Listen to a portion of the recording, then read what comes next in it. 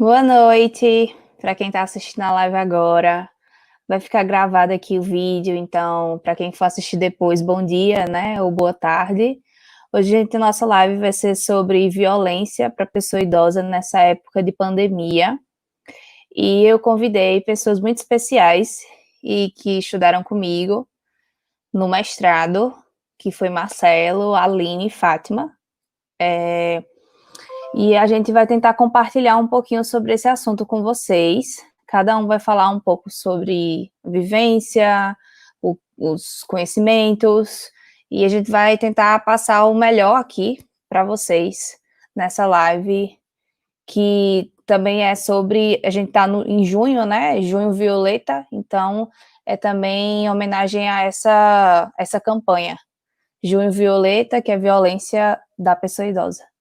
Aí eu queria convidar aqui os palestrantes, Marcelo, Fátima, Aline, que vão dialogar aqui comigo. Sejam muito bem-vindos. Boa noite. E eu queria apresentar novamente Fátima, que ela é assistente social, estuda comigo, é uma querida. Ela entende muito sobre esse assunto, então ela só vai somar aqui nessa live. A Aline, que também é uma fofa, adoro ela. E ela também debate super bem, ela tem uma dinâmica muito boa, ela fala muito bem.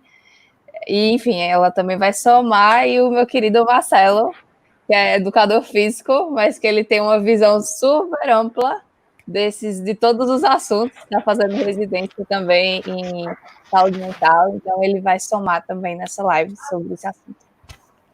E aí, acho que agora é Fátima. Não sei. Aline. Aline. Pronto. Estou vendo vocês meio às vezes tremidos. Boa noite, gente. Boa noite. Boa noite, Aline.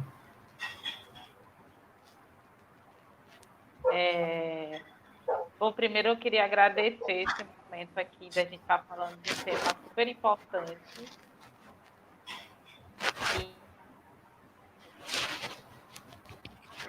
E dizer que junho é o mês alusivo, né, a esse momento de conscientização, que é super importante que está acontecendo novo e tudo. E que 15 de junho, que foi ontem, né? Acho que ela caiu. Alguém quer comentar alguma coisa? Antes que ela volte? Enquanto ela volta, né? Ontem foi o dia alusivo ao combate, né? A questão da violência contra a pessoa idosa. É uma data que eu acho que ela vai explicar melhor, mas foi criada em 2006, né? E o intuito é realmente dialogar sobre essa violência que é praticada e estimular, né, casos de denúncia, caso a comunidade tenha conhecimento. Quando a gente fala de denúncia, a gente fala que a gente está falando para o Brasil todo, enfim. A gente fala de procurar o Ministério Público acionar uma rede, né, que dispõe na cidade e, nesse sentido, promover os direitos da pessoa idosa que são garantidos pelo Estatuto da Pessoa Idosa. E eu acho que, assim, a Aline vai fazer esse início, né, do que é essa violência, de como essa violência é tipificada, como ela pode se apresentar na vida das pessoas idosas e como a gente pode, né, identificar esses tipos de violência, porque muitas vezes elas são bem sutis.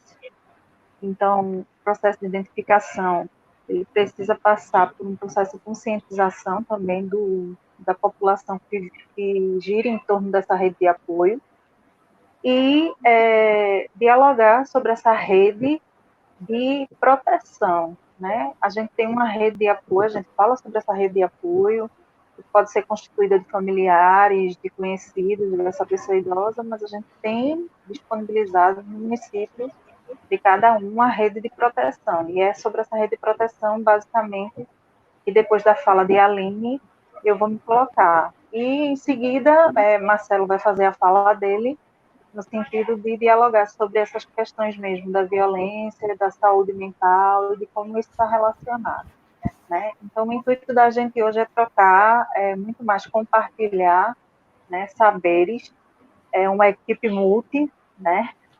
Tem assistente social, tem educador físico, fisioterapeuta, TO, e o sentido é, de fato, que as pessoas possam tirar as dúvidas que tenham ou dialogar um pouco mais sobre como proteger essa população e como identificar também, né, essas questões de violência. Enquanto a Aline não chega, a violência que a gente fala, ela não é só uma violência física, né? Os últimos dados mostram que o principal tipo de violência, ele tem sido uma violência financeira, ou a apropriação indébita do cartão da pessoa idosa. Então, usa o dinheiro da aposentadoria para outros fins que não para fins de alimentação, de cobertura assistencial da saúde, quando você precisa comprar um remédio, né?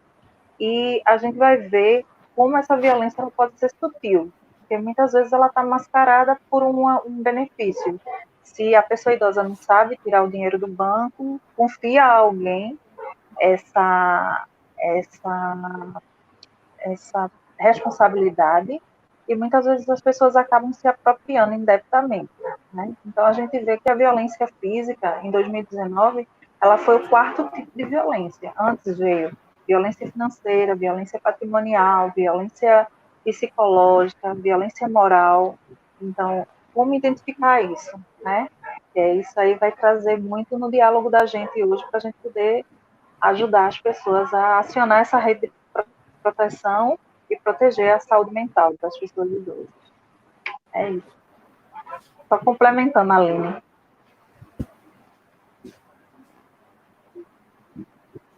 Será que ela consegue ouvir? Aline, tá ouvindo? Alô? Acho que ela não está ouvindo, não.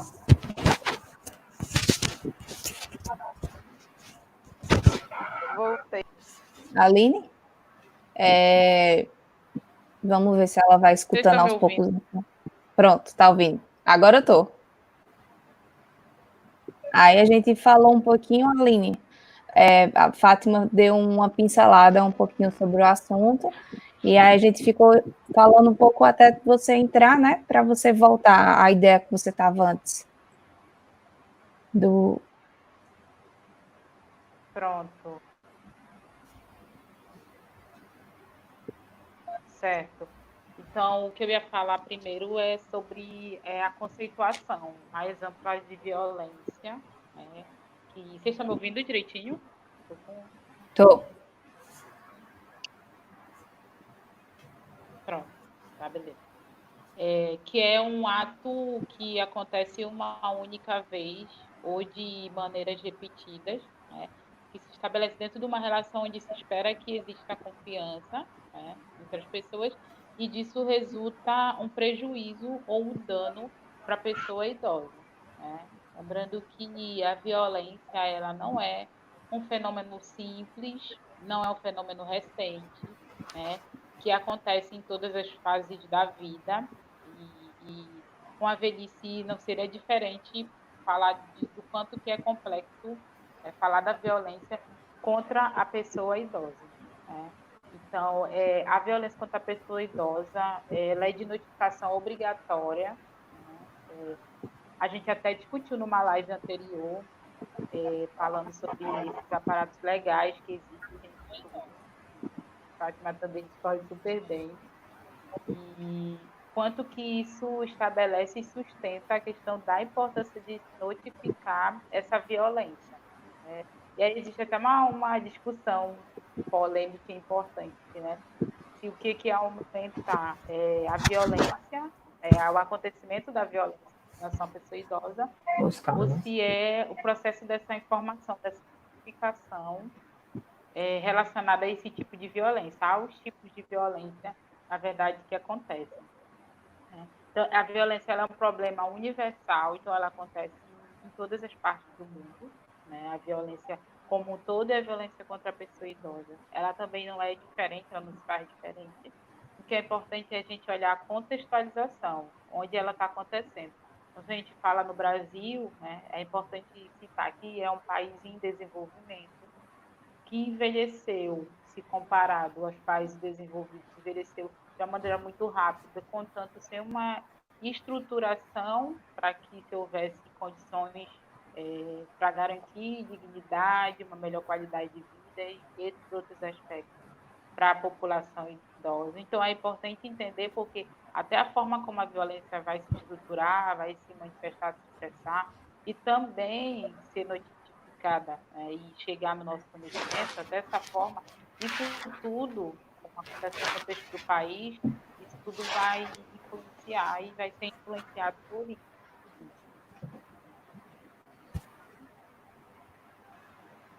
Tá? Então, a vivência do envelhecimento, vai ser a velhice, tá? Assim, duas formas, ou três formas, ou, de repente, todas as formas de violência, porque daqui a pouco eu vou falar dos tipos que existem. Em relação à pessoa idosa, existe uma particularidade que é a combinação das desvantagens de ser uma pessoa idosa no Brasil pelo lugar que elas ocupam de invisibilidade na sua maior parte. A depender muito também do contexto delas estão inseridas, né, dessas condições de acesso aos bens, aos serviços que elas têm, apresentam e tudo. Então, tudo isso vai fazer diferença também nessa parte de vivenciar as formas de violência e de lidar com elas no cotidiano. Tá bom? E fora essa cultura de invisibilidade, a gente tem uma cultura que supervaloriza a juventude. Também já foi uma coisa citada quando a gente discutiu gerofobia. É muito importante pensar também que é uma forma de manifestação dessa violência. Né? Então, se começa a falar de violência contra a pessoa idosa quando o processo do envelhecimento ele entra na agenda política, lá pela década de 80, digamos assim. Porque se começa a pensar como as pessoas estão envelhecendo, a gente precisa pensar na qualidade de vida e se preocupar com elas, como é que isso vai ser estruturado. Então, ocorreram os fóruns de envelhecimento, que foi em 82, e depois de 2002 ocorreu o Fórum de Madrid, que foram eventos super importantes para estruturar essas formas do enfrentamento,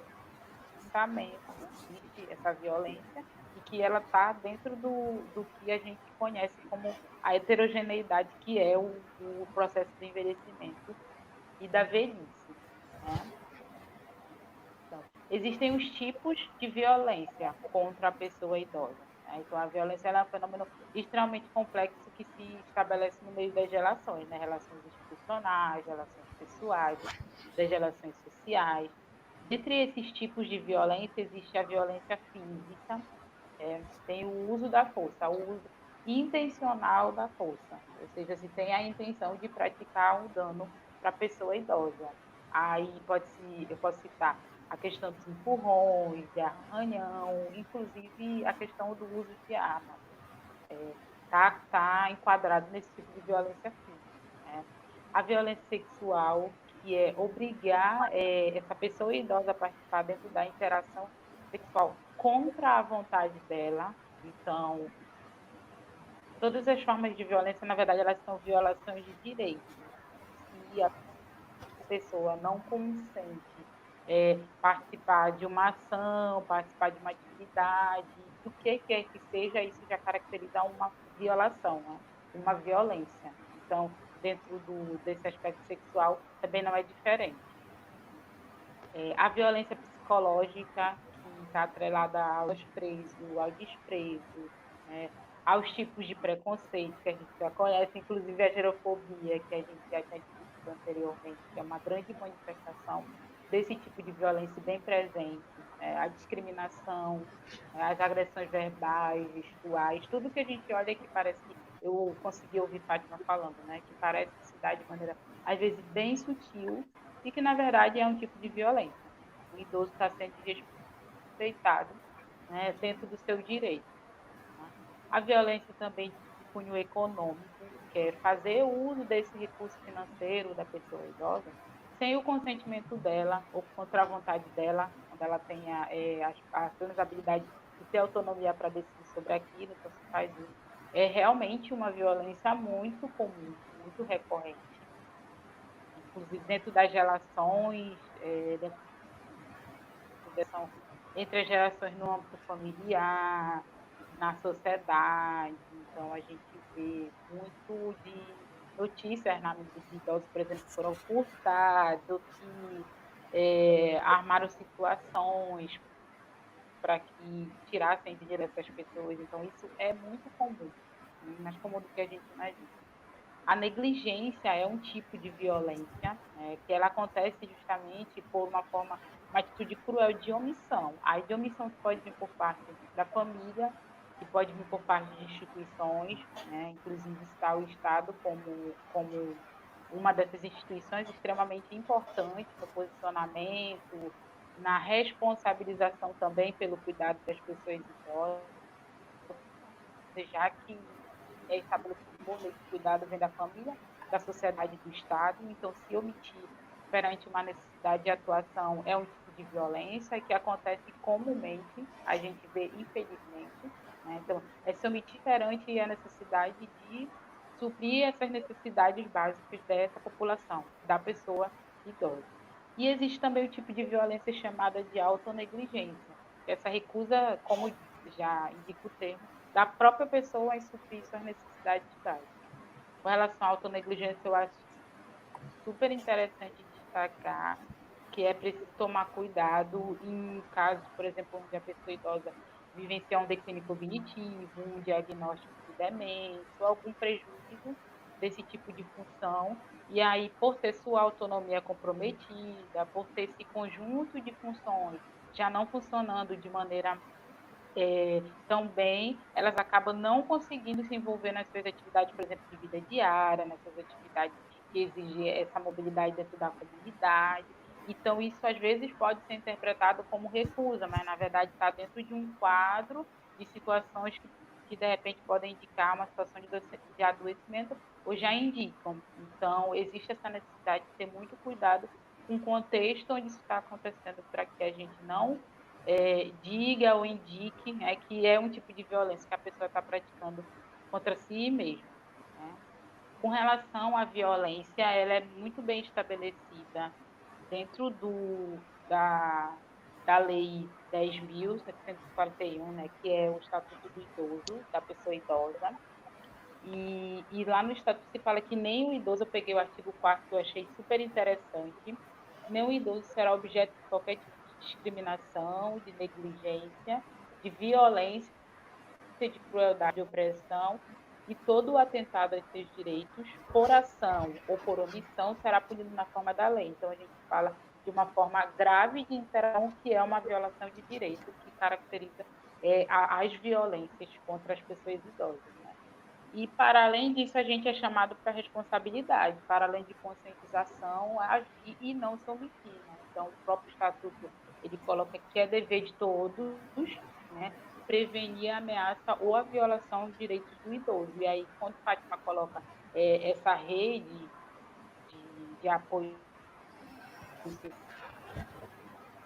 social, essa rede onde o idoso está inserido, ações de enfrentamento, elas possam se colocar de maneira concreta, então é justamente fazer efetivar esses direitos, porque existe um estatuto, existe um aparato de lei, diversas políticas muito bem desenhadas, assim, se a gente for lê-las, se for entendê-las, né, esmiuçar, a gente vai ver que é coisa muito bonita em legislação, mas quando vai para a parte do enfrentamento e as ações, a gente vê uma dificuldade com relação. Então, essa rede de proteção ela vai agir nesse sentido de fazer efetivar essas coisas que estão escritas para diminuir esse abismo entre o que já foi estabelecido em lei e o que deve acontecer em contação no cotidiano. Então, agora passar a fala para a Fátima, né, para estar discorrendo sobre a importância dessa parte voltada mais para a prática, para a ação desses agentes no enfrentamento da violência.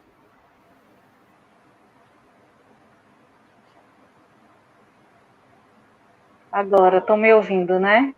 Então, Eu estava falando, antes de a Aline entrar, a questão de como essa violência ela precisa ser identificada, né? Porque muitas vezes a gente convive numa comunidade, a gente identifica, mas a gente não sabe a quem noticiar, a quem procurar. E é importante que a gente tenha conhecimento disso. A Aline bem trouxe o artigo 4 do Estatuto do Idoso, e no artigo 6º a gente diz que todo cidadão tem dever de comunicar à autoridade competente qualquer forma de violação desta lei, ou seja, complementa tudo isso que a Aline já falou em relação ao que é violência. E ele complementa dizendo que tenha testemunhado ou que tenha conhecimento. Então, a partir do momento que você tenha conhecimento de uma situação que precisa ser notificada, que precisa ser ajudada, apoiada por essa rede, você precisa notificar. E aí, o que é que acontece? Como bem a Aline falou, a notificação ela é compulsória nos serviços de saúde, então existe uma ficha, que é a ficha de notificação à violência. A partir do momento que qualquer profissional atende, ele notifica essa suspeita, inclusive, não só a violação propriamente dita, mas a suspeita também é notificada. Mas, se eu faço parte de uma rede de apoio, né, desse idoso, se eu faço parte da comunidade que esse idoso vivencia, como é que eu posso estar procurando? Então, o que é que eu posso estar fazendo? A orientação que a gente dá são os CREAS, né? São os centros de atendimento que vão fortalecer as fragilidades que eles identificarem nesse primeiro momento. Então, esses centros de referência especializados em assistência social, eles atuam nesses tipos de violação, né, na suspeita e na violação propriamente dita, e eles dão os encaminhamentos que cabem. Então, como a gente está sendo visto em todo o Brasil, a orientação é que a gente procure esses centros de referência especializados no nosso município. A rede municipal, ela dispõe desses serviços, né? E a gente possa estar acessando. Ah, mas aí de repente eu não tenho um CREAS no meu município. Você vai ter um CREAS de referência. Geralmente, quando ele não está no município, ele é regionalizado. Então, um CREAS que atende 5, 4 municípios. Mas existe esse centro de referência. A Secretaria de Direitos Humanos, ou a Secretaria de Assistência Social é outro apoio nas comunidades, nos municípios, que pode estar acionando e direcionando a demanda para os centros de referência especializados. Outro ponto de apoio na comunidade é o Ministério Público. Né? O Ministério Público ele está pronto com seus canais de telefone, de e-mail, hoje nas redes sociais também, pelo WhatsApp. Muitos ministérios públicos já dispõem de um número de WhatsApp para receber denúncias e eles vão estar sendo disponibilizados por essa rede também de proteção à pessoa idosa. Então, essa rede ela é constituída basicamente para salvaguardar os direitos da pessoa idosa. Ela vai identificar aquele caso notificado, aquele caso denunciado, vai investigar, né? Se precisar, vai fortalecer esses vínculos familiares e comunitários, mas ela vai assegurar o direito da pessoa idosa, que é garantido pelo Estatuto. Então, o direito à vida, o direito à dignidade do envelhecimento, né? A questão de ter saúde, de ter acesso às políticas públicas, à educação, ao lazer, ela vai garantir, essa rede de proteção, ela vai garantir que o idoso tenha esses direitos acessados e que não tenha mais experiências de violação, de negligência ou de abandono, né? Então, a gente pode citar os CREAS, a gente pode citar as secretarias de assistência social, os ministérios públicos que estão espalhados em todo o Brasil, e a gente tem o Disque 100, né, que é você, qualquer telefone, não é cobrado, você disca 100 e faz a denúncia, né? Então, cabe a nós que fazemos parte dessa rede de apoio, dessa comunidade, muitas vezes está relacionado ao convívio do nosso dia a dia, vivenciar uma experiência, ter conhecimento dessas experiências violentadoras, e cabe a nós também notificar. Então, é só ligar 100 em qualquer parte do Brasil e fazer a denúncia. De repente é um neto, é alguém próximo, é um vizinho que está se apropriando indebitamente da aposentadoria ou do benefício do idoso, né? É notificar esses tipos de, muitas vezes, violências sutis. São violências psicológicas, xingamentos, como a Aline falou, né? Não é só o tipo de violência física, aquela que a gente visualiza, aquela que a gente consegue enxergar, mas muitas vezes são coações, né? São insultos à pessoa idosa, são maus tratos verbais que fazem com que degrina a imagem do idoso. Então, a gente tem um olhar e uma escuta muito aguçada nesse sentido, né?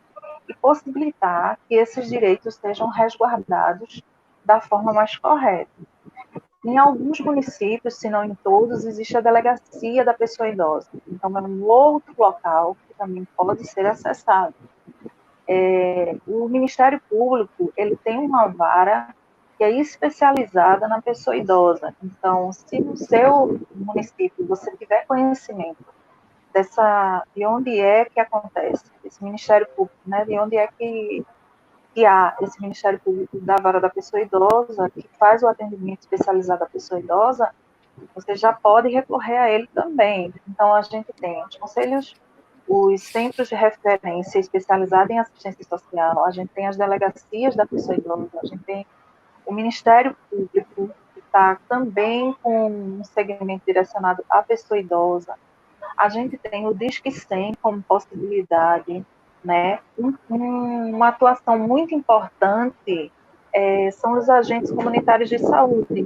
Eles têm um poder de inserção nas comunidades muito grande, eles têm conhecimento, geralmente eles moram na mesma comunidade, então eles têm o conhecimento daquela vivência de violação e eles também podem estar sendo instrumentos nesse sentido, né, de repassar às outras pessoas essa rede de proteção que existe e como é importante que ela seja acionada e que ela seja repassada para todas as pessoas, certo? Além do CREAS, do Ministério Público, das delegacias, dos centros especializados, dos centros de referência especializados, a gente conta também com o pessoal que representa as associações.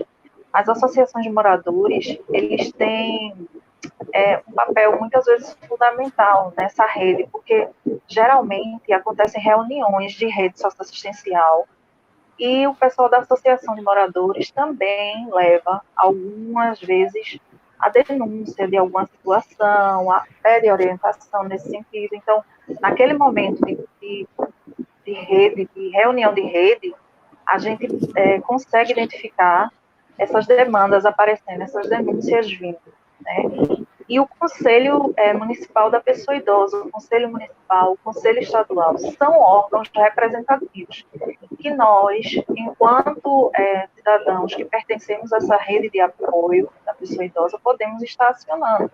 Os conselhos municipais da pessoa idosa, o Conselho Estadual da Pessoa Idosa, são locais que fiscalizam a execução dessas políticas públicas voltadas para a pessoa idosa. E eles estão disponíveis também para escutar e direcionar para o melhor encaminhamento que houver. Então, você tem uma série de locais que podem ser acionados para garantir, né, os direitos da pessoa idosa e fazer com que essa violação ela seja sanada, ela seja interrompida, esse ciclo violentador ele seja parado, né? E muitas vezes a gente está falando de família. Então, quando fala de família, e às vezes esse idoso depende dessa pessoa na família, né, para cuidados e tudo, é uma situação muito delicada. Então, esses órgãos são responsáveis por identificar, inclusive, essa família extensa. Só existe aquela pessoa de referência no cuidado, não existe mais alguém que possa estar sendo acionado, né? Não existe mais alguém que possa estar sendo parte desse processo de cuidado e de processo de apoio, né? Muitas vezes a gente vê essa população idosa bastante autônoma e independente. Então, é muito mais uma rede de apoio nesse sentido do que possivelmente uma rede de cuidador, né? Uma rede que está ali para apoiar e para organizar essa dinâmica junto com a pessoa idosa, tendo essa pessoa idosa como protagonista, né? Muitas vezes a gente vê os idosos participando das conferências municipais, das conferências estaduais, tendo assento nos conselhos municipais. Então, isso é muito importante, sabe? Estimular esse protagonismo social da pessoa idosa faz com que ele rompa também, muitas vezes, o ciclo violador. Então, a gente, como parte dessa rede comunitária, pode fazer a denúncia, mas se esse idoso, essa idosa, ele estiver fortalecido no seu protagonismo, ele também pode fazer essa denúncia, né? E será ouvido e será atendido por essa rede de proteção e de apoio. Era isso que eu tinha para contribuir com vocês. Muito bom. Agora eu vou passar a fala para o Marcelo. Obrigado, Gil. Vocês estão me escutando bem? Sim. Então, Joia. Então, a minha fala, novamente, ela vai passear por muitos cantos, né? Pegando, por exemplo, o gancho de Aline, em relação realmente a esse leque de como essa violência contra o idoso, ela é aplicada, né? E muitas vezes ela fica acoberta. Então, eu vou também passear muitas vezes. Eu vou mostrar esse lado, né? Esse impacto da violência na saúde mental, mas muito do que eu vou falar aqui também, muitas vezes a gente não considera como uma violência e está aí fortemente escancarada, né, diariamente, e deixa sem cobertura esse idoso, por falta de conhecimento e de esclarecimento realmente do que é a violência, né, e como ela se mostra. Então, eu começo a minha fala falando um pouco, né, que essa pandemia, falando dessa violência, por exemplo, em tempos de pandemia, né, ela vai atingir as famílias de maneira bem distinta, né? Isso porque tem alguns marcadores sociais, como gênero, idade, cor de pele, né, etnia, faixa etária, ou algum outro extrato social que vai fazer com que essa pandemia ela tenha um impacto diferente nas famílias, tá? Então, assim, nós somos seres sociais e nós precisamos viver em sociedade, com conexão, com vínculo, né? A gente precisa viver em rede. Então, quando a gente está diante uma nova situação, né, surpresa mundialmente, assim, entre aspas, e no caso, a medida que a gente precisa adotar é o oposto da nossa naturalidade, que é viver em rede, né? Então, alguns transtornos, por exemplo, a nível mental, eles podem vir a aparecer, eles podem vir a aflorar, né? E, logicamente, por um movimento já de preconceito e discriminação por parte desse idoso, faz acentuar, no caso, essa violência, né? Então, assim, essa pandemia, ela vem nos mostrar uma nova situação, né? Ela vem perturbar realmente a nossa rotina de modo geral. Mesmo a gente tentando ressignificar algumas coisas, mas, querendo ou não, é uma ruptura, querendo ou não, rápida, né? Que aconteceu. Então, geralmente, alguns pontos de tensionamento que existem em algumas famílias, né? E geralmente isso pode ser aflorado em famílias que existem como posso dizer, alguns laços frouxos intrafamiliares. Essas violências elas podem ser aumentadas.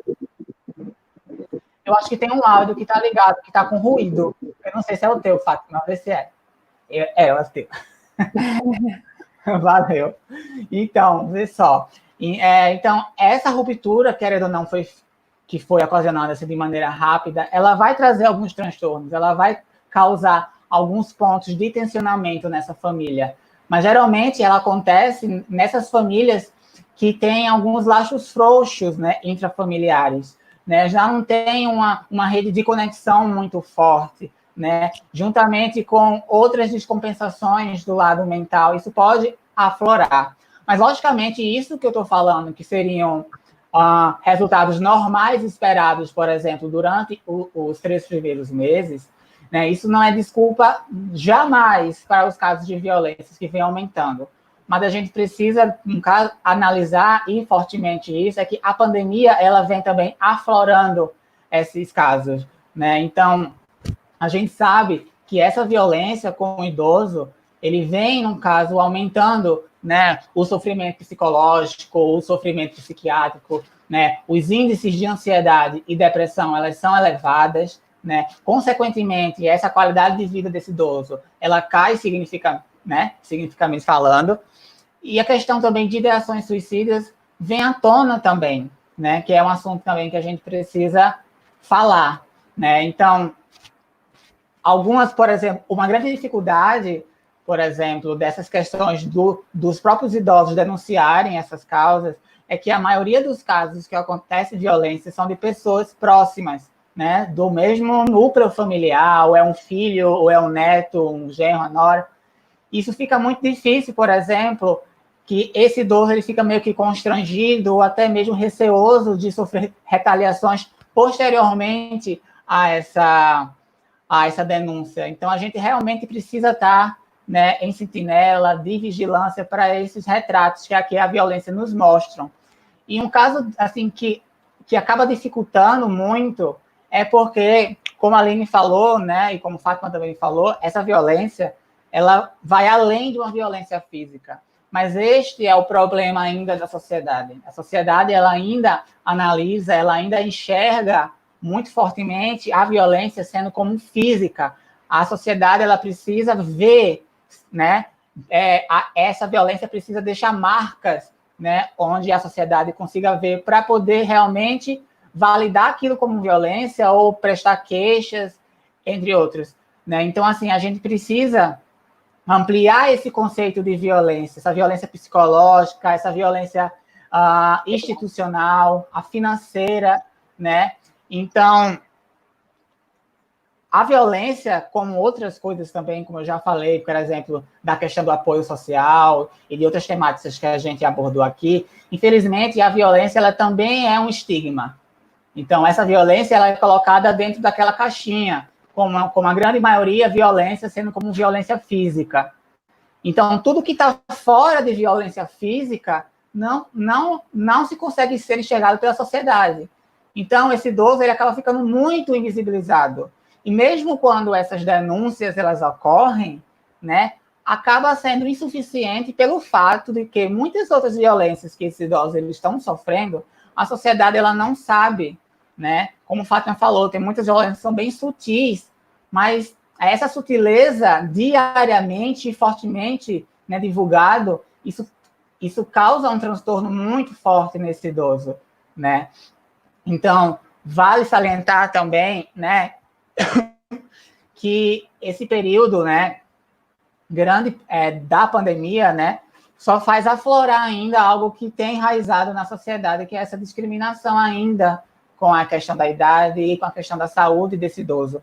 O que a gente vê muito aí publicado é o quê? Esse idoso tem que ficar em casa, esse idoso tem que ficar em casa. Muitas vezes, esses idosos eles estão totalmente desassistidos dentro das suas casas, né? Isso já vem de uma construção que a gente vem tentando, né, tentando diminuir, que é dessa desassistência do idoso, socialmente, financeiramente falando, né, pelo Estado ainda, né? Então, assim, a gente vê essas medidas autoritárias que a gente faz, né?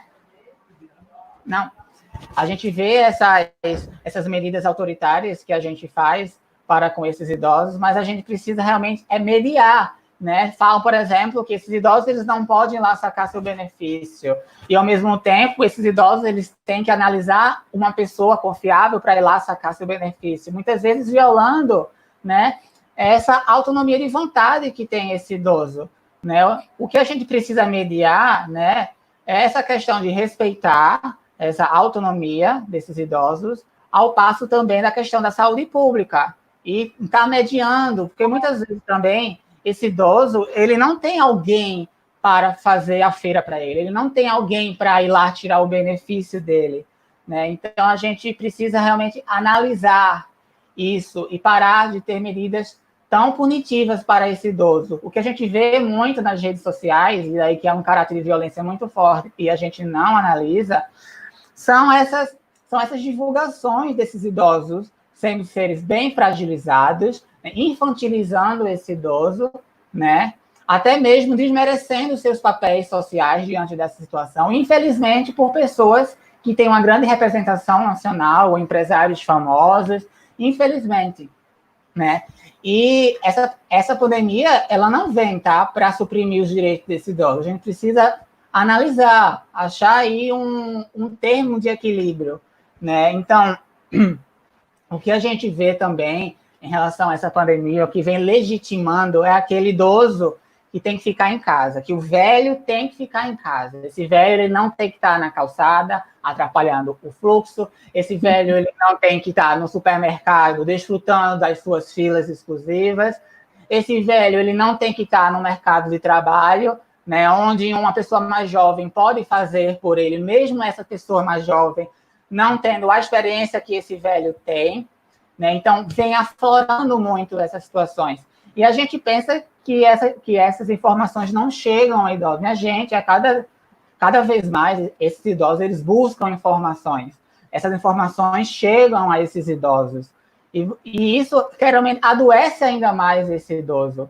A questão do estigma que eu falo, que é praticado e vem sendo aflorado dentro desses períodos de pandemia, a estigma, quando ela é fortemente aplicada, e eu acho que eu já falei isso em lives passadas, ela acaba, no caso, esses seres estigmatizados, eles acabam incorporando o que a sociedade fala sobre ele, achando que aquilo que a sociedade fala é verdadeiro.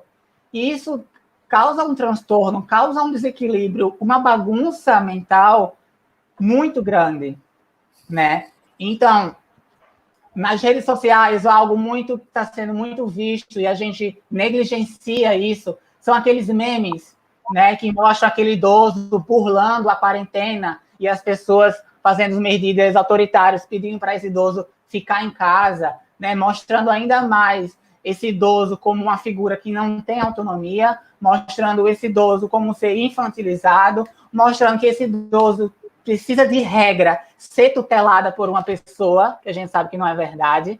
Então, é algo que a gente precisa analisar. Não sei se vocês estão percebendo, mas tudo isso que eu estou falando, todo dia, nas mídias, vem se mostrando. E isso é violência, né? Isso é uma negligência também, né? Isso é um abandono. A gente está falando disso de maneira forte, mas foge muito do que a gente conhece como violência, sendo violência física, sabe? Então, assim, a pandemia, ela tá fazendo aflorar, né, um perigoso e irracional pensamento da gente com os velhos, né? No caso, que esses velhos, por exemplo, o que acontece com tudo isso é que esses velhos que estão saindo de casa por algum motivo que ele precisa, parece que eles estão, como posso dizer, parece que essas pessoas, elas estão provocando o resto da sociedade por não estar se cuidando, né? Como se esses idosos fossem responsáveis pela pandemia.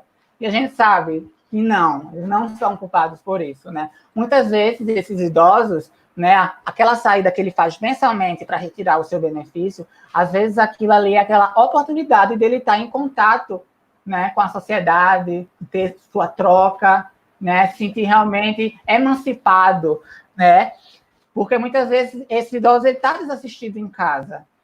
Então, a gente precisa analisar, contextualizar e ver uma questão mais de equilíbrio em relação a isso, né? O Manual de Enfrentamento à Violência a Pessoas Idosas, né, feito pela Secretaria de Direitos Humanos do Governo Federal, mostra que uma das maneiras, né, para a gente tentar diminuir é trazer esse idoso, essa figura desse idoso mais ativo, fortalecer ou ampliar suas redes de conexões sociais, de afeto, né, de elos afetivos, de amparo social, né? Logicamente, em tempo de pandemia, a gente precisa ressignificar algumas coisas, mas a gente precisa estar trabalhando com esses idosos as suas potencialidades, né? Esses limites que os idosos têm, eles precisam ser expandidos.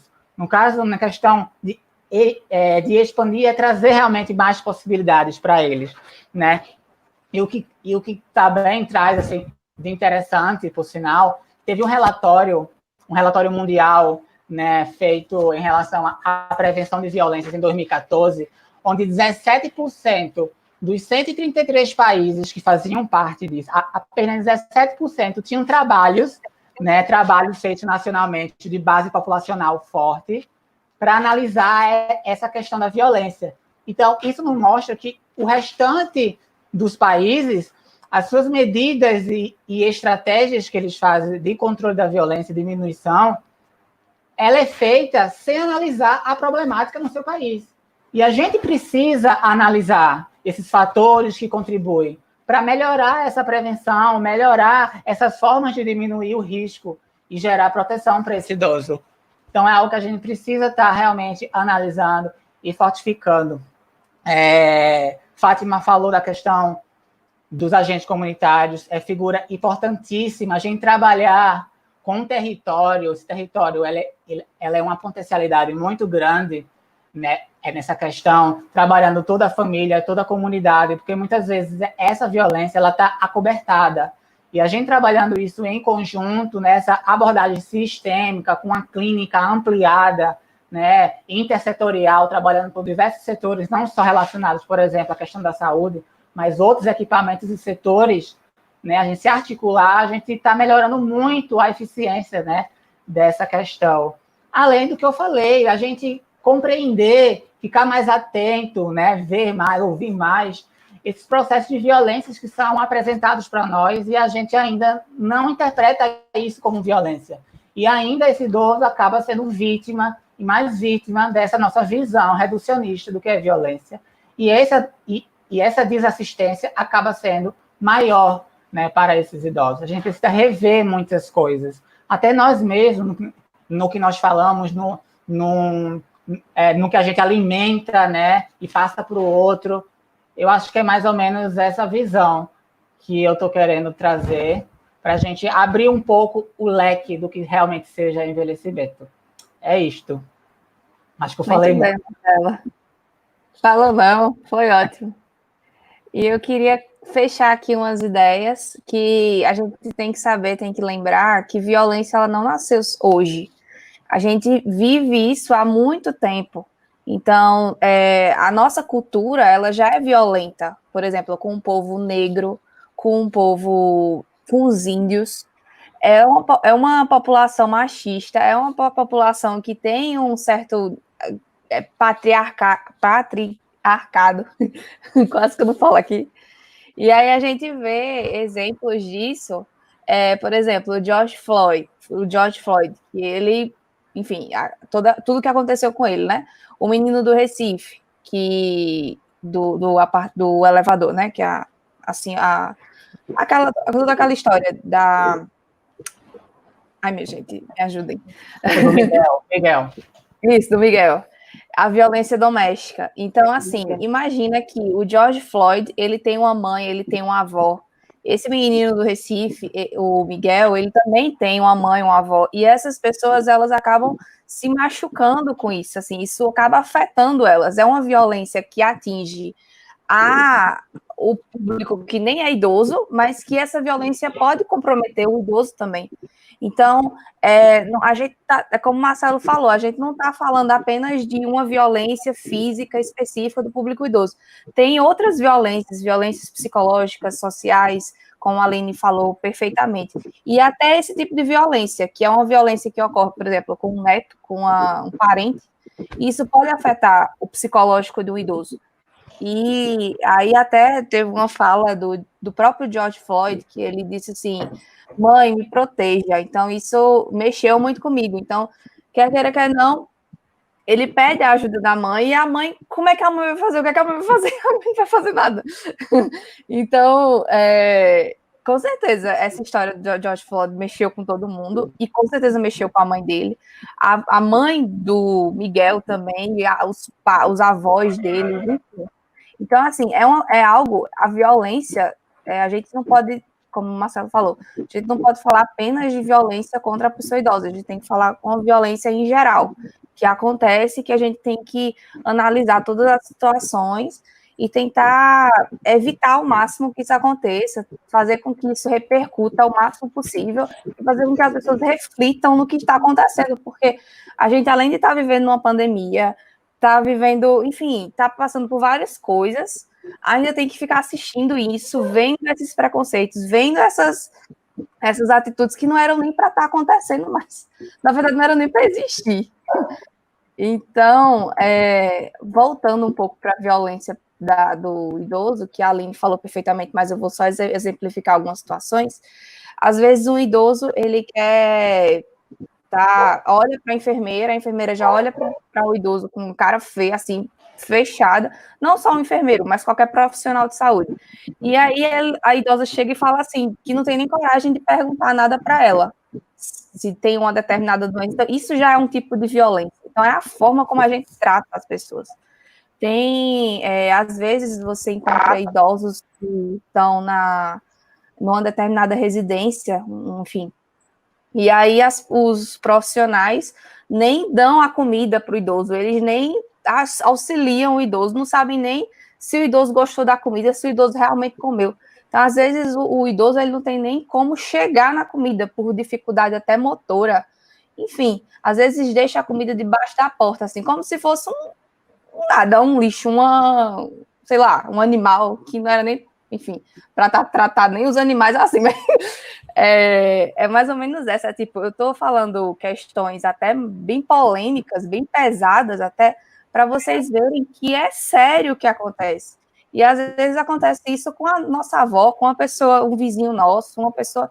E aí entra a fala de Fátima, a importância da gente analisar tudo e denunciar, que é o fundamental aqui. A nossa discussão também é essa, é tentar discutir um pouco dos tipos de violência e denunciar enfim, o que der para o que puder denunciar. Às vezes Ju, pode falar. Marcelo tocou numa violência e você reafirmou essa questão da violência institucional. Né? Isso ainda acontece. E isso, por mais que se diga que não, ela é muito sutil às vezes. Ou seja, um profissional chega para atender um idoso e ele não pergunta nada ao idoso, já pergunta se tem acompanhante. Né? Sutilmente, ele diz que aquele idoso não tem condições de responder. Muitas vezes o idoso está ali, desacompanhado, porque ele é autônomo, é independente, ele precisou do serviço de saúde, ele procurou o serviço de saúde, mas aí se referencia uma terceira pessoa para poder entender o que está acontecendo, uma pessoa que minimamente está consciente e pode fornecer todas as informações. Mas tem que ser tutelada por outra pessoa, né? Teria que ser tutelada, né? Na visão das pessoas, teria que ser tutelada. Então, essa violência institucional ela é muito marcante. Tá na infantilização, na forma de abordagem, do vozinho, vozinha, olha a hora do remédio, vozinho, vozinha, chegou sua refeição, muitas vezes coloca chupeta nos idosos, isso, próprias instituições de longa permanência, a gente vê algumas situações como essa, né? Da boneca para brincar, a boneca ainda é um elemento figurante, mas assim, a chupeta ela é muito marcante. Então, é uma violência institucional, né? A questão da autonomia, de não fortalecer essa autonomia, essa independência da pessoa idosa, em detrimento da infantilização, como Marcelo tocou. A violação institucional, ela acontece, ela precisa ser denunciada, certo? Então, não é porque está no âmbito institucional, mas eu vi o médico perguntando as coisas para o acompanhante da pessoa idosa e nunca olhou para a pessoa idosa, né? A ouvidoria dos hospitais estão ali para isso, né? Então, procurar a ouvidoria, né? Conhecer melhor, conversar com esse com esse médico e dizer, não, pode perguntar para ele, para ela, que ele vai saber responder. Então, essa rede de proteção, ela precisa ser fortalecida. No tempo de em tempos de pandemia, como o Marcelo bem tocou, há uma dificuldade maior por conta desse distanciamento social, mas a gente tem os telefones que podem ser acionados, então eu reforço a questão do 100, que é um disque denúncia importantíssimo, né? E que pode estar fazendo de casa, de qualquer pessoa, de celular, de fixo, qualquer pessoa pode estar direcionando, né? Pegar o telefone, as redes, a internet disponibiliza muitos telefones de instituições como o CREAS, como os conselhos municipais de saúde, o conselho estadual, os conselhos municipais da pessoa idosa, né? O conselho estadual da pessoa idosa. Então, assim, a gente poder articular nessa rede via telefone em tempos de pandemia é uma possibilidade. Os ACS continuam fazendo visitas domiciliares, mesmo em tempos de pandemia, então eles são uma rede de apoio forte para estar identificando esses casos e denunciando, e fortalecendo as pessoas a denunciarem, né? Então, fora isso, assim, eu queria complementar você, porque a gente muitas vezes, como o Marcelo falou, tende a querer enxergar o machucão, o murro, o corte, para visualizar uma violência, e não precisa disso. Ela muitas vezes está subliminar, é uma violência psicológica, é uma violência moral, né? É a segregação que acontece quando a pessoa não é atendida, em detrimento de ter um acompanhante, de ter um cuidador, para poder responder as coisas dela, é a infantilização, né? É a culpabilização do ser idoso. Então, você está nessas condições porque você é idoso, porque você é idosa, isso não existe, né? A gente está, como a Aline falou, com um crescimento populacional, e no Brasil ele se deu de forma acelerada, em descompasso à efetivação das políticas públicas, mas a gente precisa estar nessa luta cotidiana para acabar, inclusive, com essas falas que invisibilizam a população, né, e que fazem com que essa população sofra uma dupla violência, né, porque fora a violência, a gente ainda coloca essa população num estado segregador, num estágio que não seria alcançado e que ela não teria autonomia. A gente tem que dissolver essas falas, ingessam essa prática violentadora, certo?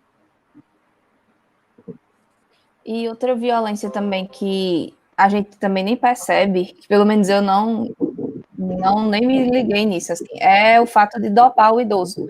Às vezes você tá, sei lá, chateada com o idoso, tá, enfim, burrada, não quer que ele fique acordado, e aí você dopa, e aí ele fica lá dormindo o dia todo. Então isso também é um tipo de violência, assim, é só É a para violência medicamentosa. isso. É só para Hoje ela tentar está... Isso, é uma violência medicamentosa.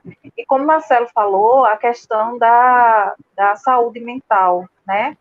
Nesses tempos de pandemia, a gente está vivendo esse distanciamento, né? Essa orientação de quarentena, de isolamento, e como isso, a gente precisa ter cuidado, né? Hoje existe teleatendimento psicológico. Muitas pessoas têm acesso à internet, né? O acesso hoje ele não é ainda total, mas muitas pessoas hoje conseguem acessar a internet. E o teleatendimento psicológico, ele acontece, ele é uma realidade, né? E ele é uma possibilidade nesses tempos de pandemia para estar sendo usado. Então, as pessoas que estão em casa, vivenciando esse isolamento, esse distanciamento, para além da questão do telefone, tem o teleatendimento por videochamada. Então, o profissional de psicologia está do outro lado, né? São várias as redes. Ah, mas eu não conheço uma rede que me atenda no município. Então, tenta falar com o presidente da associação de bairro, geralmente ele vai saber. A agente de saúde, ela pode disponibilizar esses números, né? Sem que você precise sair de casa para um risco de contaminação, mas que você possa estar usando o telefone e, posteriormente, com a orientação adequada, estar usando os serviços de teleatendimento de psicologia, que são muito importantes nesse momento, para depois a gente não ter um fluxo imenso que talvez a retaguarda de saúde mental nem dê conta, né? Porque hoje a gente vê uma desestruturação das políticas de saúde e na saúde mental a gente vê um desinvestimento esmagador. Então, assim, quando a gente fala hoje em cuidar da saúde mental, a gente fala de uma riqueza muito necessária para o cotidiano, sabe? Inclusive para potencializar essa pessoa idosa, porque se ela é autônoma, é independente, mas muitas vezes ela está no processo de adoecimento mental, ela não vai conseguir romper esse ciclo violador, né? Então, essa saúde mental, ela vem como propulsor desse protagonismo também. E aí, deixa eu dar uma lida aqui na... Alguém quer complementar mais alguma coisa? Fala de Fátima, Aline, Marcelo. Brilhantemente, eu estou satisfeito. Pronto, mas eu vou ler aqui os comentários. Marcos Costa disse boa noite. José peraí. Marcos Tavares falou boa noite também, turma. Eliane Cristina também deu boa noite.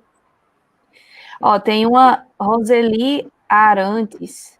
Não sei se ela ainda está presente, mas ela falou aqui que ela era da diretoria dos idosos da FETAP. Da presente. FETAP. FETAP, sim, né? Conheço. Aí, Audicélia também deu boa noite. Amanda Tavares, boa noite a todos. Lucas também deu boa noite a todos. Marta Tavares, boa noite. As pessoas parecem esquecer que eram idosas também. Herbert Bruno, boa noite. Rosário Tavares, boa noite. Monte, boa noite. Natália Rabel, boa noite. Muito apropriado o tema, principalmente no momento atual. Roseli, importante falar sobre essa rede, Fátima, como os idosos da zona rural podem ter esse direito garantido. Aí ela pediu para tu falar. Roseli Arantes. É Roseli Arantes. Ela é da FETAP, Isso. Federação, daqui de Pernambuco. É muito protagonista socialmente dos trabalhadores e trabalhadoras rurais de Pernambuco. E aí, a pergunta dela é muito pertinente, né? Por conta da rede de apoio. A gente sabe que hoje a população rural é uma parcela importante ainda da população e ela também está envelhecendo, é importante destacar, né? Mas eles podem, inclusive, nos próprios locais de moradia, existem representações rurais importantes que fazem reuniões semanais e que têm acesso aos números, né? Porque hoje quem não tem acesso à internet geralmente tem acesso a um celular, né? E aí a gente sabe que muitas vezes na zona rural, às vezes não tem uma área tão boa, mas se consegue de uma forma ou de outra acessar essa rede via telefone. Então, tem as representações rurais, que fazem as reuniões mensais. Geralmente usam sedes de engenho, usam sedes de associação mesmo, constroem uma sede para associação, ou utilizam a igreja, né, dessa área rural para fazer os encontros mensais, e que são representações importantes no cotidiano, não só mensalmente nas reuniões, mas que têm uma importância cotidiana de levar esse conhecimento, de fluidificar, né, essas informações por essa rede rural. E são pessoas de grande importância e relevância. Os ACS também são pessoas que acessam a rede rural e têm essa relevância. Geralmente, nos engenhos, a gente identifica escolas.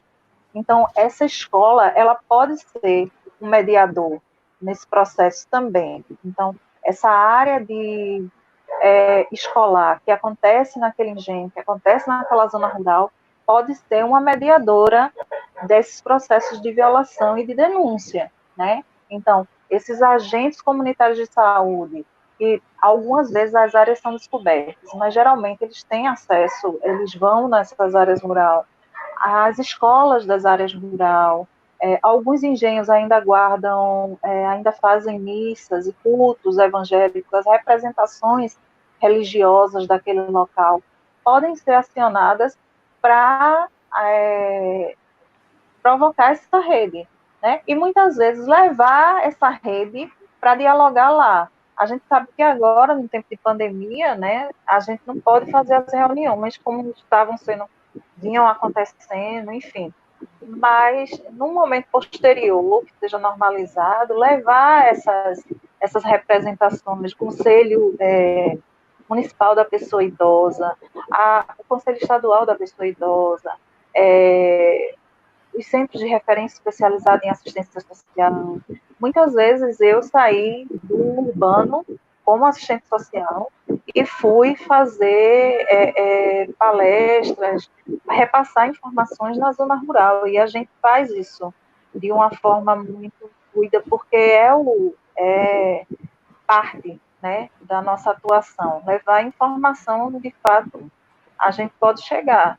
E aí, com essas palestras nas associações rurais, a gente conseguia identificar naquele momento de palestras algumas necessidades que precisavam ser observadas, e como a gente deixava os telefones da rede, esses telefones muitas vezes eram acionados posteriormente. Então, conseguir acessar essas pessoas que, de fato, fazem essa mediação, né, com os processos de identificação dessa rede de proteção. Se ela puder contribuir também, porque ela é uma pessoa extremamente engajada socialmente, Roseli tem essa contribuição importantíssima. Então, se ela puder contribuir também, eu agradeço. Rosário Tavares, tema muito bem abordado. Eliane Cristine falou que na zona rural a rede é reduzida. Muitas vezes a promotoria. Então, a pessoa idosa rural fica muito mais vulnerável a diversas violências. Ela só fez comentar. Mas se quiser acrescentar alguma coisa? O Contam Paraíba disse boa noite. Roseli Arandes. A ausência do Estado para com as pessoas idosas rurais é outra violência cometida. A Eliane uma Cristina... violência institucional. A Eliane Cristina diz, muitas vezes o idoso já estava sem convívio social, isolamento, e agora estão diariamente com quem o violenta. Exato. E Verdade. Amanda Tavares, nos casos de violência contra o idoso em hospitais e centros psiquiátricos, os canais de denúncia são os mesmos? Como ocorre a fiscalização e a penalização dessas situações? Nos casos das unidades de saúde, como eu falei antes, tem as ouvidorias, tem o próprio Ministério Público, né, voltado para o segmento idoso, tem as delegacias da pessoa idosa, que podem receber essas denúncias, tem o Disque 100, mas aí ela está falando de uma questão institucional, então a gente não pode deixar de registrar o BO, né? Porque, como foi que ela falou? Foi de LPI? Foi de quê? Centros psiquiátricos. Centros psiquiátricos. Os centros psiquiátricos, né? E aí, na verdade, hoje a gente tem o Centro de Atenção Psicossocial, que são os CAPs, tem as emergências psiquiátricas com leitos reduzidos, já para estimular esse protagonismo comunitário, né? Porque isso foi instituído por uma lei federal.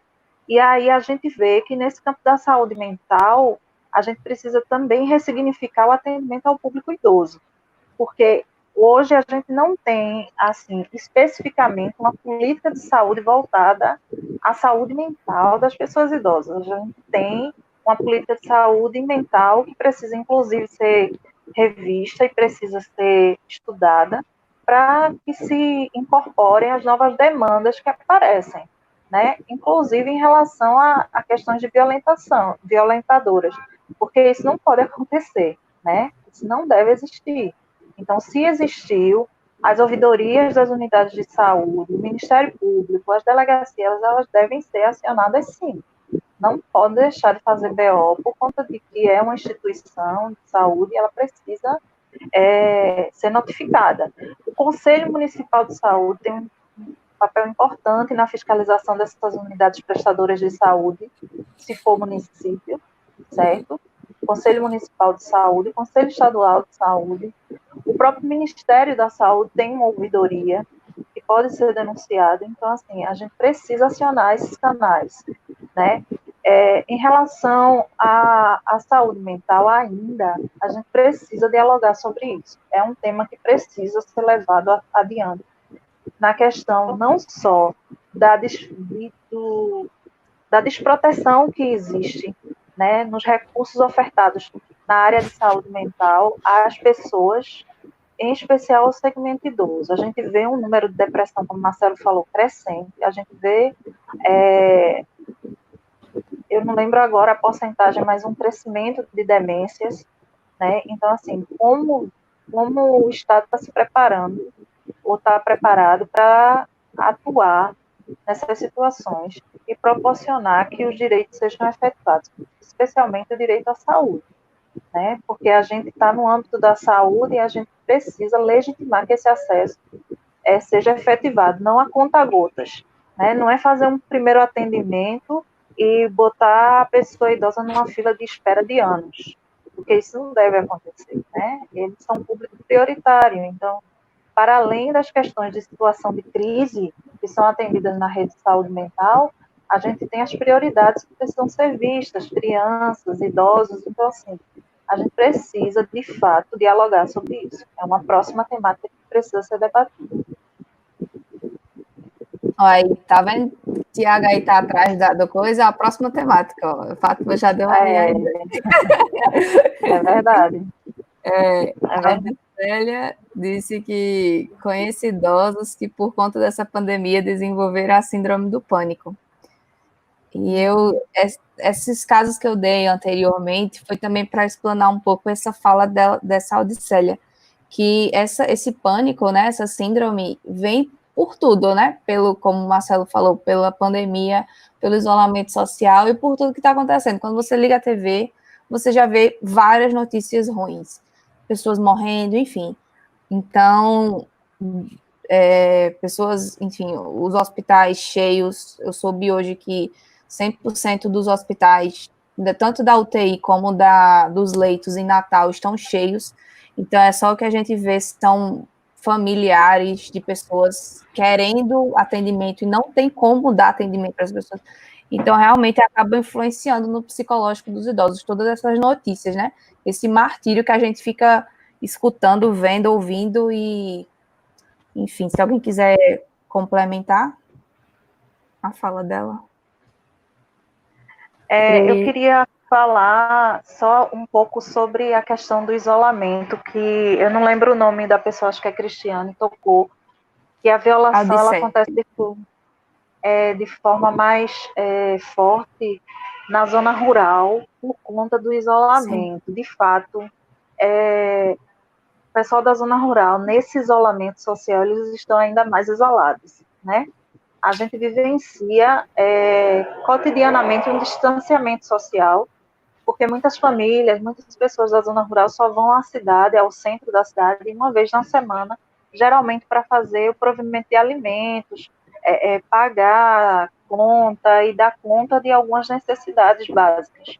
Mas, diante dessa pandemia, a gente vê um isolamento ainda mais agravado. E, de fato, a gente precisa pensar também, né, nessa população idosa rural que sofre agressão de forma mais recorrente e que tem potencializado esse distanciamento social em tempo de pandemia.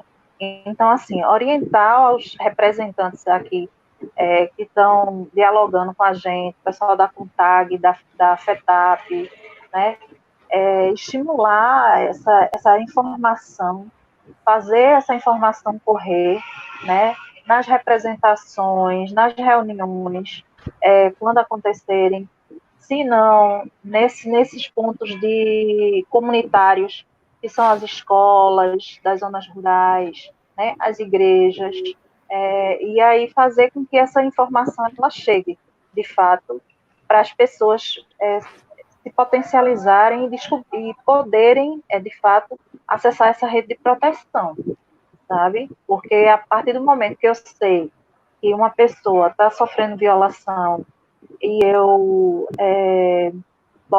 eu tenho os meios de fazer essa denúncia, eu posso acionar e fazer com que aquele público seja atendido. Eu já fui muito, eu não fui muitas vezes, mas eu já fui bastante em zona rural. Não por denúncia, mas por palestras. E isso refletiu de uma forma importante na potencialização da zona rural para as informações dessa rede de proteção. Isso é muito importante mesmo. Só queria reforçar, porque passou um pouco batido a questão da fala dela. Entendi. Elaine, precisamos ficar atentos aos sinais. Karina disse boa noite. Lucas Luquingi falou: a colocação da questão da infantilização do idoso é muito pertinente. São nesses momentos em que o idoso não é visto como um adulto, que é experiente e com posicionamentos próprios. É isso aí, assim, é totalmente errado, né? A gente toma vários tipos de atitude e tem um determinado momento na vida que parece que a gente resolve infantilizar o idoso e acha que isso é normal, acha que isso é comum, quando na verdade não é. Nunca foi, nunca vai ser, o idoso vai virar criança de novo. Só naquele filme lá do... Esqueci o nome. Benjamin Button. Benjamin Button. E Lucas complementa, acho que é aí que também acontece essa posse da vida dele, pela pessoa que convive e cuida do idoso. Por aí. Como se ao configurarem que ele tem que ser tratado e cuidado como uma criança pequena, ele não tem direito à opinião e a dizer não.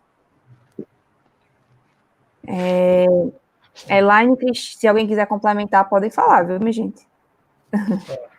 Elaine Cristina, sou assessora da Secretaria do Idoso, da FETAC, Maranhão.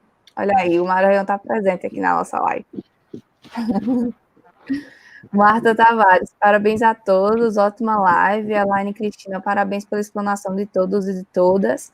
Viviane Cavalcante de Castro, parabéns pelo tema, Herbert e Bruno. Doutor Marcelo, como você enxerga a atuação do fisioterapeuta e demais profissionais de saúde que realizando atendimento a domicílio na identificação e ajuda dessa temática de violência contra o idoso que realizam?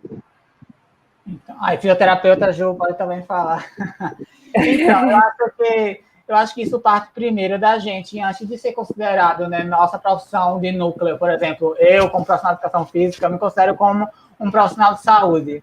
E a gente, como profissional de saúde, a gente tem que analisar que a saúde ela tem alguns determinantes, né? Eu não vou atender, por exemplo, aquela senhora que tem Alzheimer, por exemplo, pensando só na doença dela, né? Eu preciso pensar nela como um sujeito e que essa senhora ela tem conexões, ela tem uma dinâmica familiar, ela tem um relacionamento familiar, como posso dizer, ela tem algum modelo familiar. E, querendo ou não, eu tenho que analisar, eu tenho que observar como é esse dinamismo para ver se o modelo familiar dela é um pouco ou é funcional, né? Ou é disfuncional ou é funcional. Então, a gente, por exemplo, ir atender esses idosos, mas analisando esse idoso como um sujeito social, que além da sua doença, ele possui outras demandas e que essas outras demandas têm, logicamente, um papel importante nessa doença, né? Então, a gente precisa realmente ficar mais ativo e daí ter realmente uma visão melhor para poder, no caso, enxergar esses casos de violência. Eu não sei se deu para responder. E outra coisa, assim, só complementando você, Marcelo, que a gente já tinha tocado nessa questão, Juliana tinha falado, enfim, e da importância que é o profissional de saúde que faz atendimento domiciliar e identificar uma necessidade dessa, está encaminhando para essa rede de proteção também, né? Então, essa rede de proteção, ela vai estar ali na comunidade, ela vai estar próxima e ela precisa ser acionada. Se esse profissional suspeita ou identifica, ele precisa notificar esse tipo de violência, né? Como é atendimento domiciliar, geralmente ele pode acionar essa rede de proteção do município que ele faz o atendimento, né? E se ele estiver no serviço público, fazer a ficha de notificação, encaminhar ao serviço social e fazer todo o relato da situação. Eu acho que a nossa abordagem diante de nossos clientes, pacientes, enfim, como queiram falar, isso vai ajudar muito, né? Primeiro contato que você tem com essa pessoa, você não vai querer saber só da doença, e vamos praticar, e vamos, né, fazer intervenção. Quem é que convive com você, né? Quem é que sai com você, quem é que está aqui com você, como é o dinamismo, quem ajuda quem, como é a troca disso. Eu acho que quando você tem uma abordagem com a família, para você fazer um registro familiar dessa pessoa que você está atendendo, você consegue analisar alguns fatos e ficar realmente mais atento à realidade daquela pessoa que você está cuidando. Sim, perfeito. E, assim, acho que também tem um lado de tentar entender um pouquinho do que é que acontece com o idoso, tanto da parte patológica, da parte da fisiologia mesmo, do envelhecimento humano. Porque, por exemplo, tem idosos que eles não escutam direito. Então, aí você fica repetindo a mesma coisa. E, às vezes, a pessoa começa a falar grosso com você. Então, assim, mostrar para a família que, às vezes, a pessoa precisa colocar um aparelho auditivo, ou que é pelo próprio envelhecimento. Então, assim, a parte da saúde mental, que Fátima falou, eu já cheguei a atender idosas, eu sou fisioterapeuta para a Herbert, que acho que comentou, enfim, da fisioterapia. Então, eu já cheguei a atender idosos com problemas mentais, e que a senhorinha, quando eu chegava para ela, para alongar ela, ela começava a gritar e me chamava de cachorra, sou cachorra.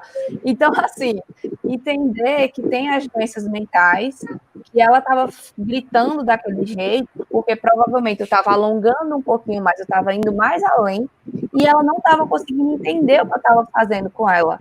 Porque também tem isso, o idoso ele tem que entender o que você está fazendo com ele. Então, assim, entender da patologia, entender do que o idoso pode passar, né? E também repassar esse conhecimento para a família, porque às vezes a família perde a paciência à toa, porque a família não sabe o que é, não sabe o que é que o idoso pode sentir, não sabe, não entende. Então, acho que também é por aí, por esse lado. Às vezes a família violenta o idoso e nem percebe. E se ensinar um pouquinho isso, assim, o envelhecimento, o que acontece com o idoso, acho que talvez a pessoa tenha um pouco mais de paciência e entenda mais, né, assim, o que é que ele está passando. E vamos lá. Acho que a Aline queria falar alguma coisa. Sim, Aline, vai, pode falar, desculpa. Estou vendo, está travando um pouco para mim.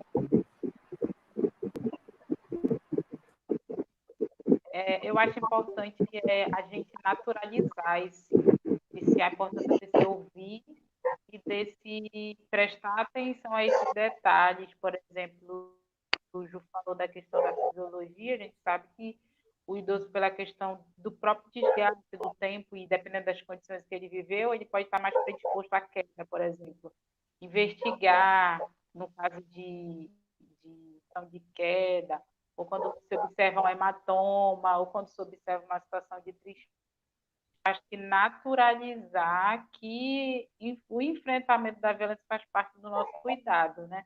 Não vou ali só prestar o meu serviço e volto para o local de origem. Não. Quando eu consigo ter atenção, sensibilidade para entender que aquele idoso está vulnerável, né? Aí eu consigo quebrar essa cadeia da violência que também foi naturalizada, porque a gente tem uma mídia extremamente agressiva e violenta que se perpetua, que se sustenta, né? A violência ela está naturalizada, às vezes eu não sei se acontece com vocês, mas a gente se pega falando de coisas que parece que está ficando muito comum porque ele ouve e está vendo muito as coisas acontecerem. Então, assim, desnaturalizar essa situação e naturalizar que todo mundo é protagonista no enfrentamento junto com essa pessoa idosa, principalmente nós profissionais de saúde que estamos atuando para melhorar a saúde, a qualidade de vida dessa pessoa idosa. Então, acho que naturalizar essas condutas é extremamente importante para a gente quebrar também o ciclo, para ajudar a minimizar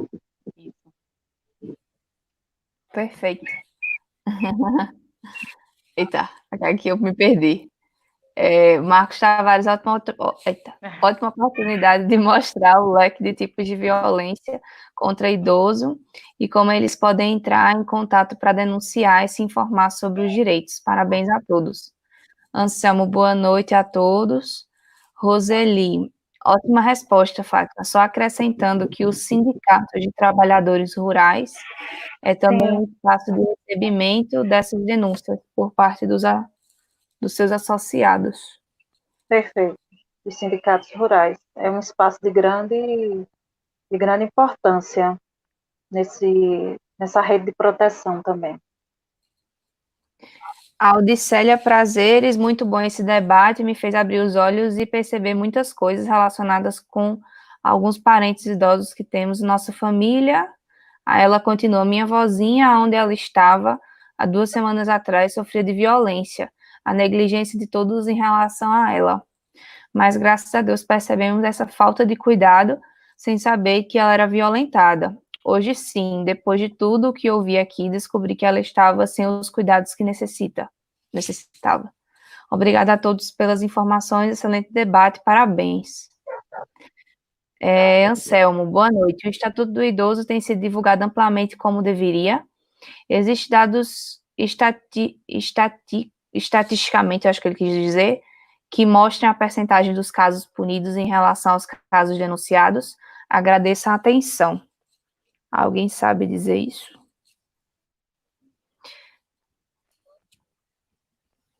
Estamos escutando? Acho que o fone de Fátima... Pronto. Como é a pergunta? Não, o Estatuto do Idoso tem sido divulgado amplamente como deveria. Existem dados estatisticamente que mostram a percentagem de casos punidos em relação aos casos denunciados. Agradeço a atenção. Anselmo. O Estatuto do Idoso, ele é muito trabalhado, como eu falei, nesses espaços municipais. Então, assim, o Centro de Referência Especializado em Assistência Social geralmente faz atividades, os serviços de convivência e fortalecimento de vínculo fazem atividades voltadas para informação, para divulgação do Estatuto, né?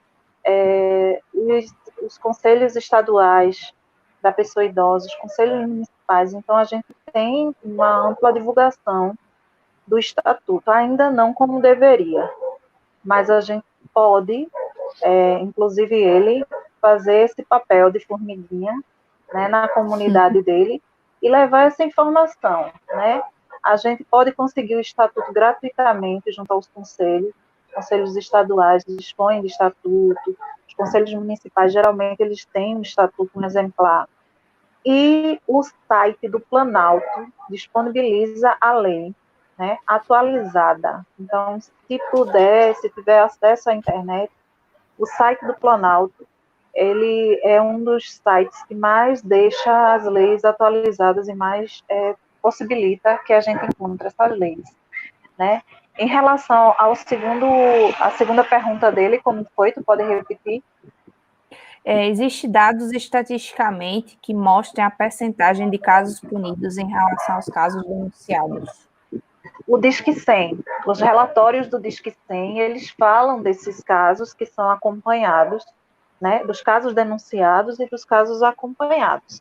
Então, esses relatórios, eles estão disponibilizados no site, né, do Ministério, e ali você encontra as informações que são referenciadas para os tipos de violação que foram denunciados, o que foram suspeitas e os que foram encaminhados, né?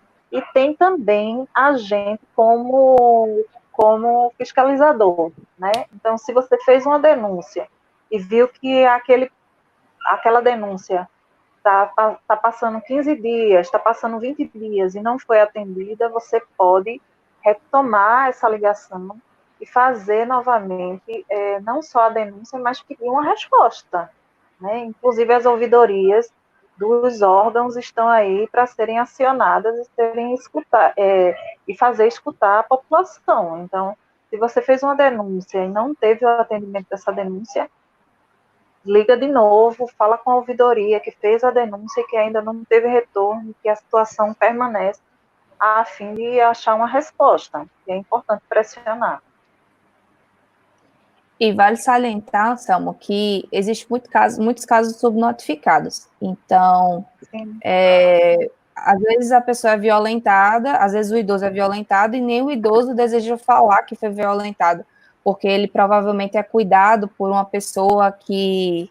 Ele está sendo cuidado por uma pessoa que ele não deseja, ele só tem aquela pessoa, vamos dizer assim. Então, às vezes a estatística mostra uma realidade, às vezes a estatística mostra uma coisa, quando na verdade é outra. Então, a gente tenta analisar, assim, que às vezes os dados, eles não batem bem com a realidade, não. Às vezes é pior, já são muitos casos. Então, às vezes é pior do que... Às vezes é maior do que aquilo, né, que você vê na estatística. A Elaine Cristina, em todos os espaços da Federação de Trabalhos Rurais do Maranhão, atua e leva informações acerca dessa temática. É bom saber, né, que levam essas informações, porque nem sempre elas são muito bem divulgadas. Rosália Tavares, parabéns a todos. Herbert, Deus, parabéns. Elaine Cristine, a violência contra a pessoa idosa também é fruto do preconceito de uma sociedade que cultua o jovem produtivo. Eu ia comentar isso também, que não sei se alguém quer acrescentar, que a gente vive uma sociedade capitalista e que tudo é o que produz, né? O que é valorizado é a pessoa que produz. Então, quando você chega a uma determinada idade, acaba se tornando uma pessoa inútil. Eu acho que Marcelo falou alguma coisa também assim do tipo. E aí essa inutilidade leva a gerar o preconceito e, consequentemente, também levar à violência contra esse público idoso. Então, ter cuidado, porque às vezes o idoso ele pode também ser produtivo, às vezes não é produtivo como talvez uma empresa quisesse, ou enfim, mas ele pode ser produtivo de outra forma, com a própria sabedoria dele, enfim, de outras maneiras, não necessariamente produção de um jovem, né? Ou enfim. Aí acho que se alguém quiser complementar. Porque sempre é colocado na balança, né? Quem produz mais, quem produz menos, então vamos pegar quem produz mais. Né? Existe essa relação de 8 a 80. É igual nessa questão de pandemia, trazendo o tema atual. O idoso é grupo de risco. Então, nós que não somos grupo de risco, parece que nós somos imunes à situação do vírus. Né? Como se a gente, se pegasse o vírus, não tivesse condições de ter um caso mais grave da doença. Comparado ao grupo de risco, sim, nós teremos uma menor chance, mas nós somos vítimas também, né? Nós somos riscos a esse vírus. Então, essa questão muito de questão de extremismo. Então, valoriza aqui e negligencia a violência dessa pessoa aqui embaixo, sabe? É uma desproporção para analisar, sabe? E até mesmo assim, quando, por exemplo, eu sou grupo de risco nessa pandemia, e eu não sou idosa, né? Então, a partir do momento em que você está num grupo de risco, você é percebido de uma outra forma. Então, assim, isso não é uma atribuição própria só de quem é idoso, mas que, por exemplo, tem alguma doença e está vulnerabilizando a sua atuação social nesse momento, né? Então, assim, a gente desvincular um pouco essa questão do velho que é doente, da doença que é velho, né? A gente pode ser jovem e estar doente e ser grupo de risco e não ser idoso, né? Então, essa lógica produtiva, ela está muito atrelada ao cotidiano e ela invisibiliza muitas vezes o quanto a gente precisa dessa rede de apoio que Marcelo fala, né? Porque a roupa que a gente veste, ela não é feita por nós, né? A comida que a gente come, ela não é produzida por nós, a não ser que alguém diga, não, eu tenho meu assado, eu faço minha própria comida, né?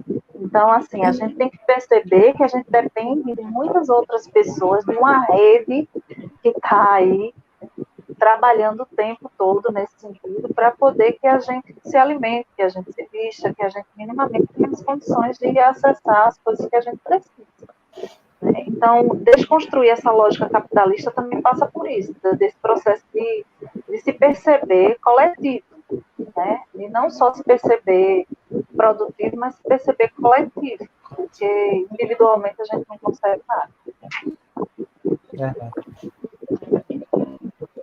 E aí, Roseli disse que concordava com a Eliane, excelente essa fala. A Eliane diz: a denúncia é um ato de amor e de proteção à pessoa idosa. Perfeito.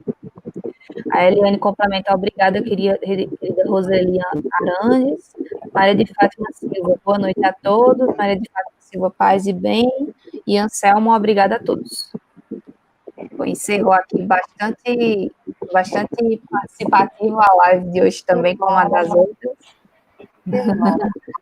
E é um tema muito importante, assim, a gente acaba debatendo, e quando vê, nem percebe que a hora passou, já são uma hora e mais de 30 minutos. É porque precisa ser dialogado, né? É importante.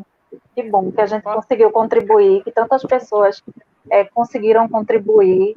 Agradecer a TV7 pelo espaço, a Tiago pela disponibilidade, a Juliana pela condução, agradecer Marcelo e Aline pelas contribuições que eles trouxeram, né, que são de grande valia.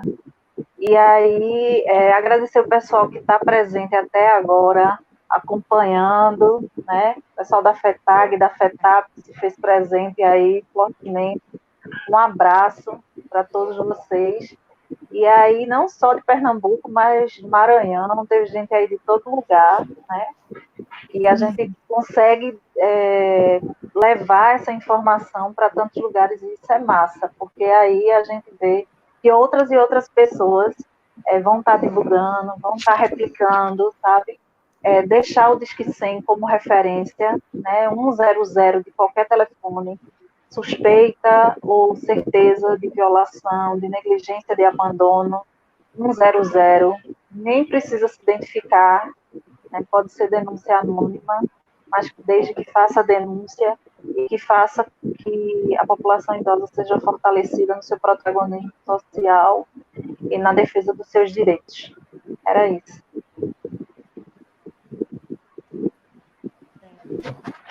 Eu queria agradecer a Tiago novamente. Pode falar, Alex, fale. Espera que está travando. Pronto. Queria agradecer o convite da escuta, a ideia, de troca com vocês, de muito aprendizado, e ressaltar a importância de levar essa informação à harmonia de pessoas de conhecimento, né? Para que a gente possa ter mais força no enfrentamento dessa violência. Porque quando a gente leva o conhecimento para as pessoas, elas decidem lugar de não saber identificar as coisas ou não saber como proceder quando se identifica.